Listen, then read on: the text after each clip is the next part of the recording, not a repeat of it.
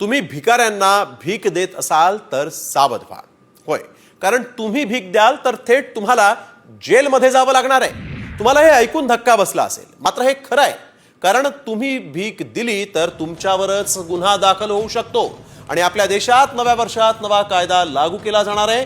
नेमका हा कायदा काय आहे आणि तो कधी लागू होणार आहे पाहूयात या विशेष रिपोर्टमध्ये.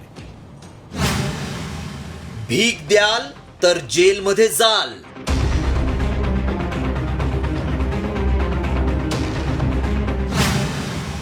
भिकाऱ्यांना भीक देणं आता गुन्हा.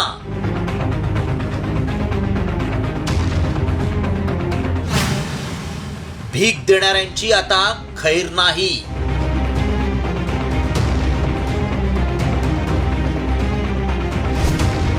जर तुम्ही भीक देऊन पुण्य कमवण्याच्या विचारात असाल तर जरा थांबा, कारण आता भिकाऱ्याला भीक देणं हा गुन्हा ठरणार आहे. 1 जानेवारी 2025 पासून भिकाऱ्याला भीक देणाऱ्यांवर गुन्हे दाखल करण्याचा निर्णय प्रशासनानं घेतलाय. भिकाऱ्यांना भीक देणं आता गुन्हा झालाय. त्यामुळे पुण्य कमावण्याच्या नादात तुम्ही थेट तुरुंगात जाऊ शकता.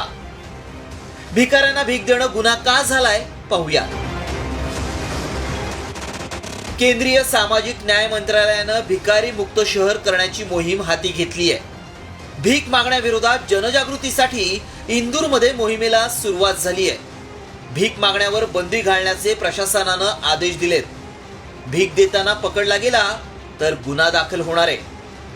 जिल्हाधिकाऱ्यांनी भीक न देण्याचं आवाहन केलंय.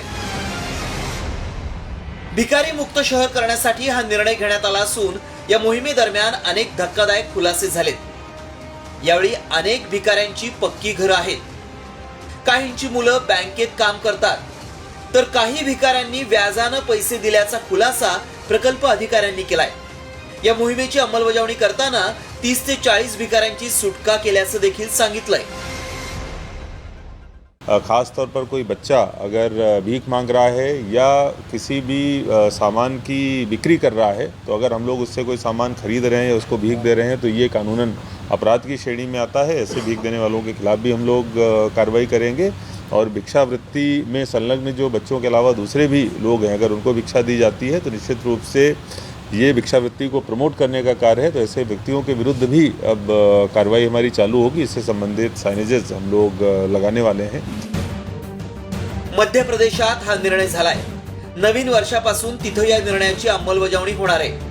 मात्र केवळ शहरं भिकारी मुक्त करण्यापेक्षा त्या भिकाऱ्यांच्या हाताला काम देऊन त्यांना भीक मागण्यापासून परावृत्त करणं हे देखील तितकंच महत्त्वाचं आहे. ब्युरो रिपोर्ट, साम टीव्ही न्यूज.